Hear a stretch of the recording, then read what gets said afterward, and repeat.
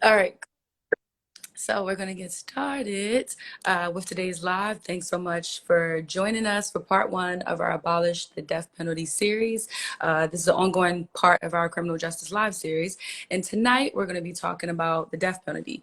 It's an outdated, racist, and barbaric practice that sets the U.S. apart from the rest of the globe. It's not about justice. It's about state-sponsored murder. So we're going to get into that. I'm Bree. I'm a writer here at Push Black and a co-host of State of Criminal Justice, our digital series. Hey, hey, and I'm Darren, and I work with Push Black on their video production side of things, and I'm happy to be here hosting tonight's live. So let's just jump right into it, Bree. I'm curious, just to kind of historically ground us, could you share a little bit about the lineage of the death penalty as it relates to the U.S.? Yeah, so just to like frame the convo from here, Brian Stevenson of the Equal Justice Initiative calls the death penalty the stepchild of lynching. So what a way to start. But here's how. More than 8 in 10 lynchings between 1889 and 1918 and legal executions since 1976 have occurred in the South. And Wow. lynchings, yeah. Thousands of these lynchings went uncounted by the federal government, and federal executions weren't even recorded until 1930.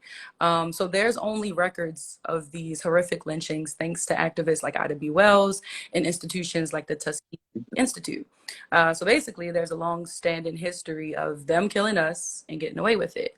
And there's an unmistakable link between these lynchings and early executions and today's death penalty, because both are used as a form of racial control.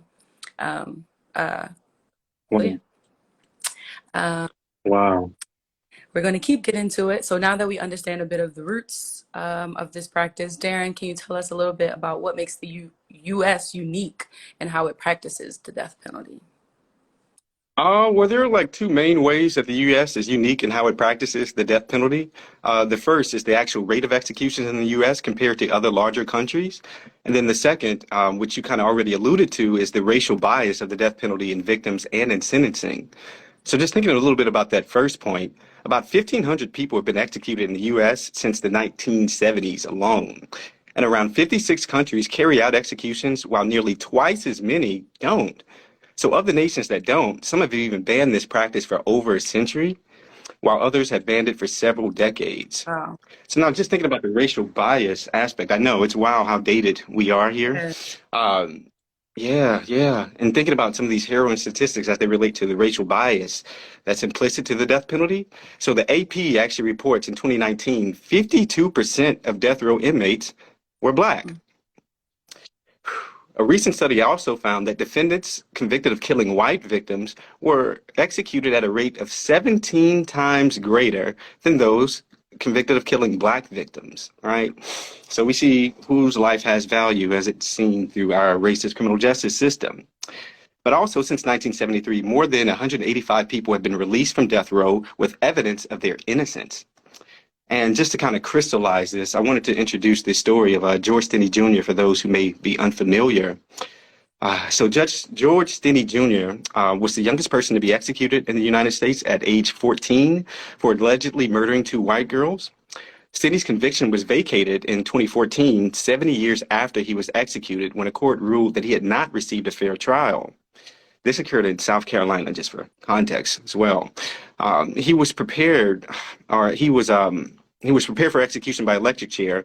However, he was only 14 years old, so they actually needed a Bible as a booster seat for him, so he could actually fit in that draconian contraption known as the electric chair. And I really feel like his story really underscores how cruel and unusual this practice is.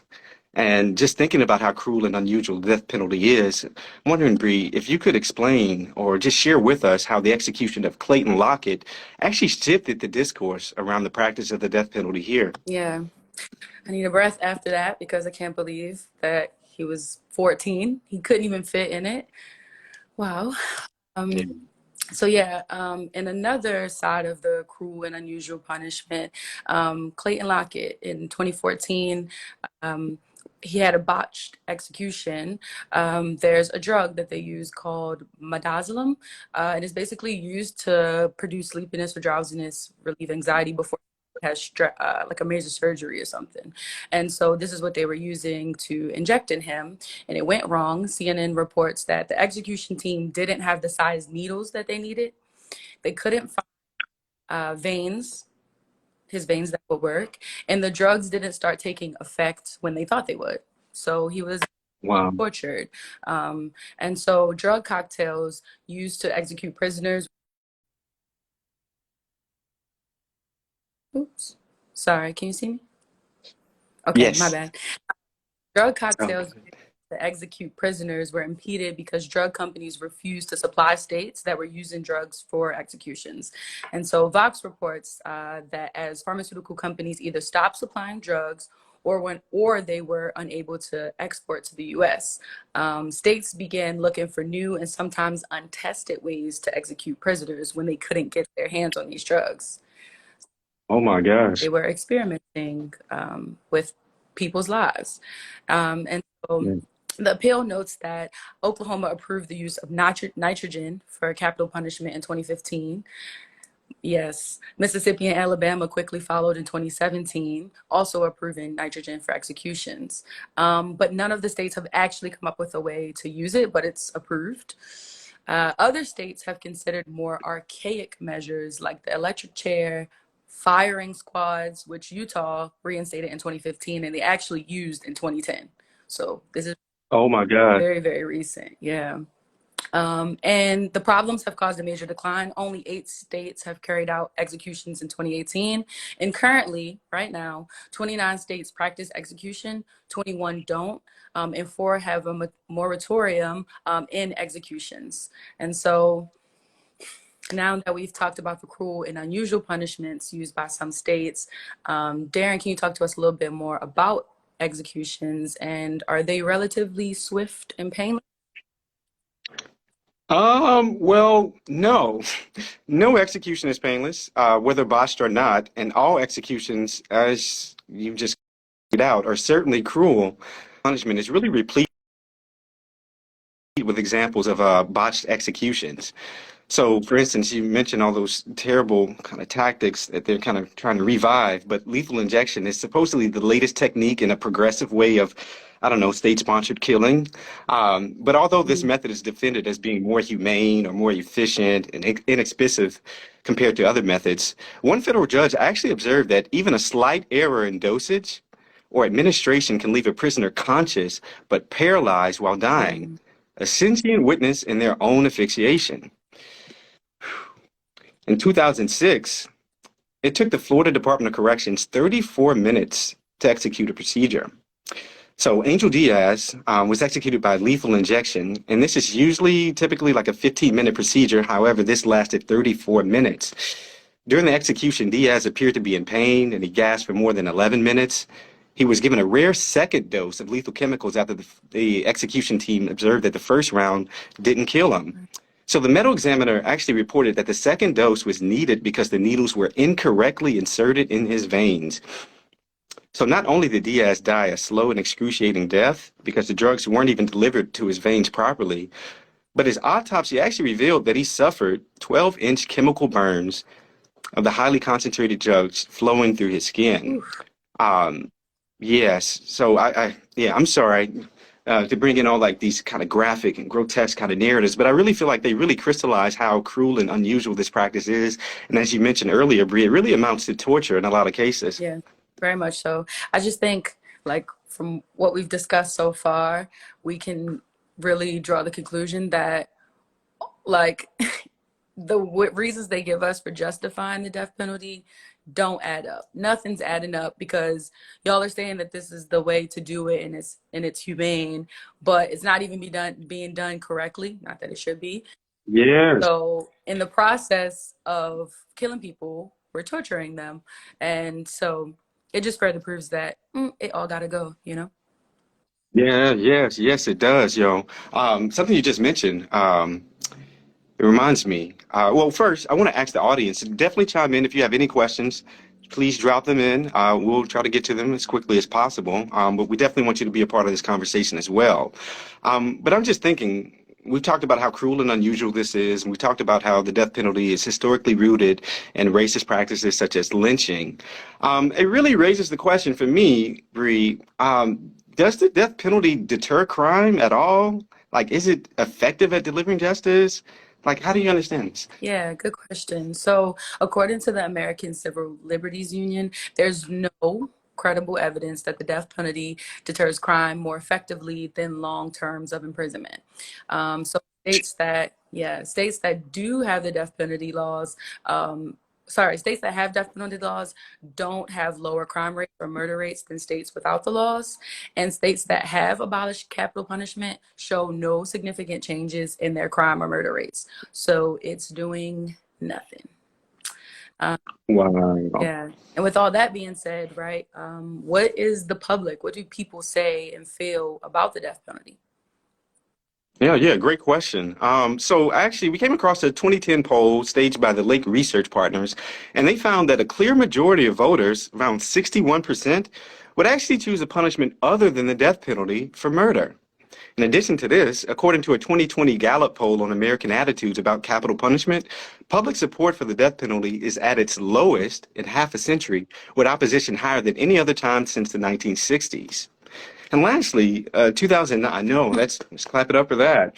Opinions are changing. That's great. So a 2009 poll commissioned by, oh, this is very, very interesting, Bree. So a 2009 poll commissioned by the Death Penalty Information Center, they actually found that police chiefs, right, police chiefs rank the death penalty last among ways to reduce violent crime. The police chiefs also considered the death penalty the least efficient use of taxpayers' money. And I don't know about you, Bree, that finding actually really took me back because police waste a lot of money, as we often talk about through this program. But for them to recognize how inefficient and how much of a waste of taxpayers' money it is, and just the fact that it doesn't deter any sort of violent crime whatsoever. So it just begs the question, like, what is this actually for? So yeah, I would just ask you, just quite specifically, Bree, like, do you think the death penalty achieves or delivers justice in any capacity at all? Yeah, so it's a no, just like everything is spelled here. Um, as we know from its roots down to what's happening now, the death penalty has more to do with race, power, and the enforcing of white supremacy and control than it does actual justice, much like the entire system itself, right? So the death penalty is more of a tool for control that allows corrupt governments, like the US, to use executions for their own purpose. So in the case of this country, we know the death penalty disproportionately affects our people. Therefore, it's a form of racial control. And where's the justice in that? So with a system as Yes. as this one, there's no way that a death penalty could be humane or actually deliver justice. Yes. We have oh, I'm sorry, Bree. What's No, you can go ahead with. no? Yeah, no. I just came across a wonderful question in our chat. Someone asked, "What do you think of people that prefer the death penalty over a life sentence?" Ooh, very tough question. Very tough question. But what you just mentioned, Bree, some of those startling statistics around like whether or not the death penalty actually like achieves justice. It really just shows that too often, race plays a role into who gets determined to die and who gets sentenced to life. Um, in terms of families who have received or thinking of repairing harm through the state, specifically the death penalty, I would question, or I would, you know what, we have a resource that we're going to share with folks coming up. There's actually a group of families who've lost their loved ones to violent crime who are actually against the death penalty. I would encourage families to kind of convene with others to see how it is that they heal after a violent, tragic incident, right? And then also, yeah, again, the death penalty, because it just wastes so much money, and often they occur like decades after the original crime has occurred. I really do question what sort of restoration has taken place when a family or someone chooses the death penalty over preferring like the life sentence.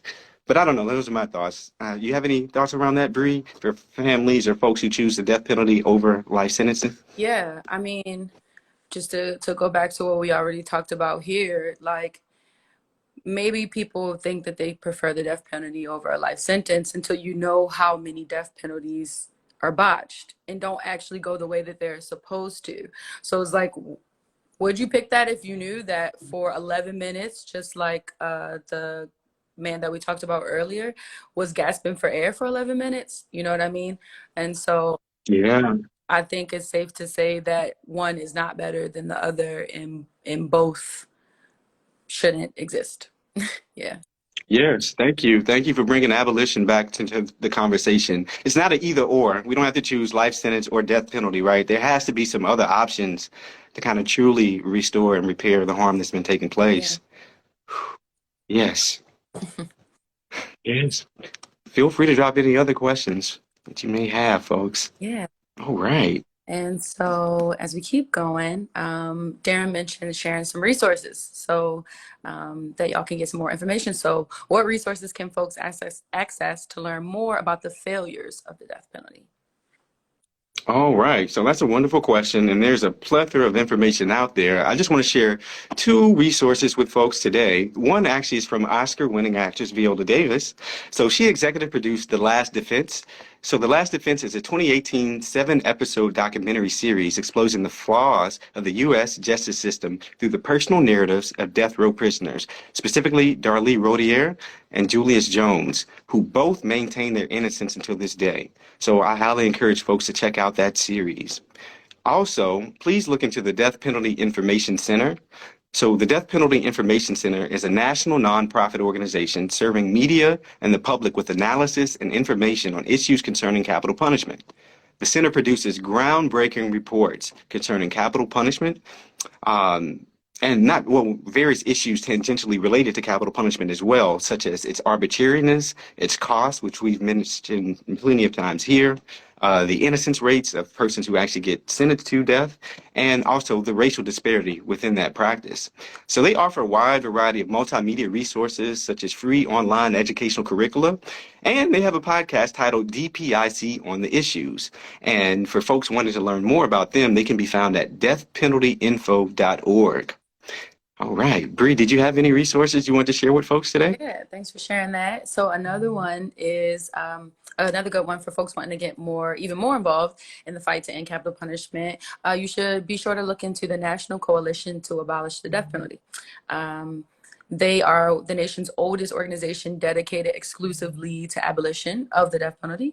And they lead the national movement against the death penalty, which is fueled by a broad-based national constituency. And they have more than 100 affiliate organizations. Oh, wow. Yeah, so they're big deal and a great place to go for information. What I find particularly remarkable about this group is that they are, as Darren mentioned earlier, they're the families of murder victims. So there's persons from all points on the political and religious spectrums, past and present law enforcement officials, and prominent civil and racial justice organizations, all working together to repeal the death penalty state by state. So you're getting perspectives from all people and all sides. And Wow. find them at www.ncadp.org.